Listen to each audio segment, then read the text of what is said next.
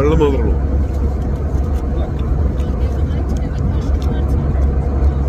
Guys coffee ഇല്ല guys, juice ഇല്ല guys, ഒരു കുപ്പി വെള്ളം ഗൈസ്,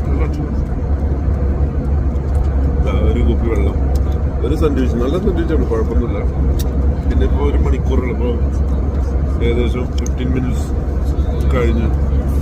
അപ്പോൾ 1 അവറിൻ്റെ ഉള്ളിൽ അബുദാബിയിൽ നമ്മളവിടെ അറൈവലാവും. അപ്പോൾ